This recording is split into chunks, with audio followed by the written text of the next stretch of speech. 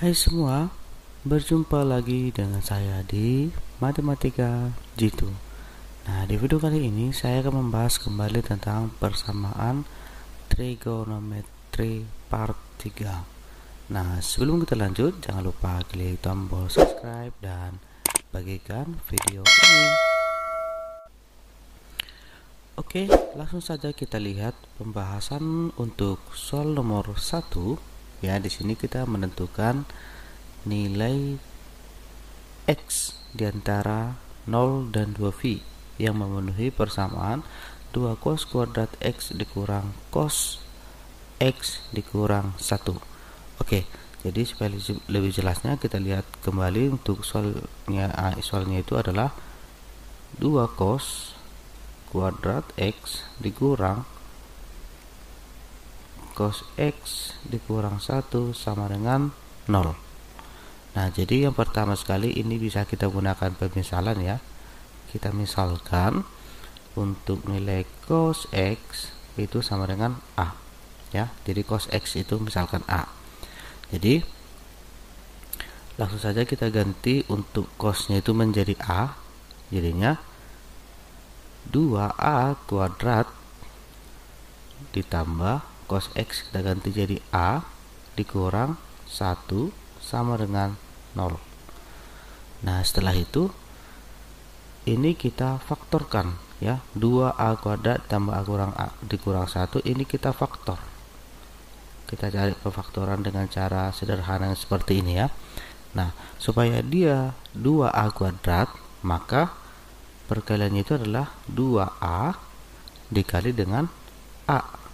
Kemudian supaya dia negatif 1 itu kita faktorkan menjadi negatif 1 plus 1. Nah, seperti itu ya. Jangan lupa ini tetap kita masukkan sama dengan 0. Nah, setelah itu ini kan kita kembalikan lagi ke awal ya.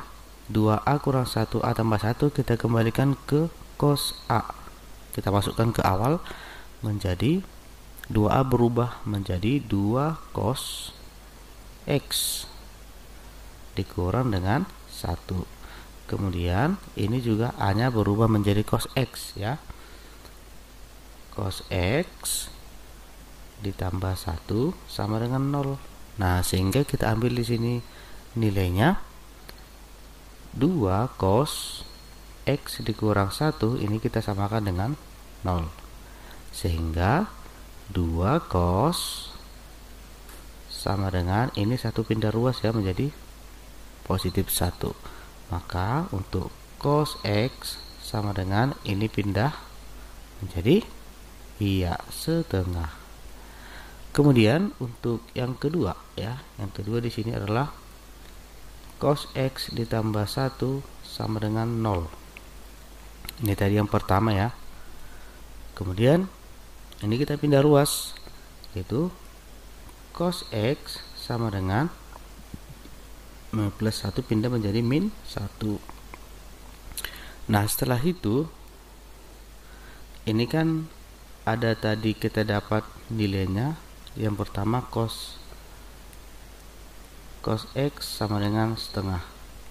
Nah, kita cari di sini cos yang nilainya setengah ya. Cos yang nilainya setengah antara 0 dan 360. Jadi kalau kita lihat di sudut istimewa yang memiliki nilai setengah itu adalah 60 derajat dan 30 derajat. Nah, jadi pada ini kan kita lihat opsi pilihannya ada berbentuk V. Jadi 60 derajat kita ubah ke dalam bentuk V, maka kita kali dengan V per 180 ya, mengubah derajat ke V. Jadi hasil perkaliannya adalah 60 derajat itu menjadi V per 3. Kemudian 30 derajat juga kita kalikan dengan V per 180. Jadi untuk 30 derajat hasil pengubahannya menjadi V per 6. Nah, setelah itu kita lihat lagi kembali di sini cos sama dengan minus 1 ya. Jadi untuk cos sama dengan minus 1.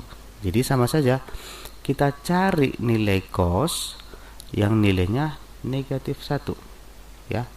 Berarti kalau disuruh istimewa, nilai cosnya adalah 180 derajat. Jadi cos 180 derajat itu adalah minus 1. Jadi 180 derajat kita ubah ke dalam V, kita kali dengan V per 180. Jadi untuk V untuk 180 derajat nilainya adalah V. Oke, jadi kita lihat untuk opsi yang paling memenuhi adalah ini V per 3 dan V. Oke, jadi kita lihat opsi pilihan adalah yang bagian C. Oke. Nah, selanjutnya kita kembali ke soal nomor 2, yaitu hasil penjumlahan semua penyelesaian sin kuadrat dikali X dikurang V per 6 sama dengan setengah ya, untuk X 0 sampai 2V. Nah, yang pertama ini kita faktorkan dulu ya, kita faktorkan, yaitu hasil pemfaktorannya adalah sin dikali dengan X dikurang V per 6 sama dengan ini kan karena kuadrat tadi, jadi ini kita ubah menjadi akar setengah. Jadi akar setengah itu adalah setengah akar 2. Jadi untuk opsi kedua, atau ini kita masukkan kembali sin X dikurang V per 6 sama dengan ini kita negatifkan, negatif akar dari setengah. Jadi negatif akar setengah menjadi negatif setengah akar 2. Itu bentuk sederhananya ya. Nah, sehingga kita ambil di sini nilainya.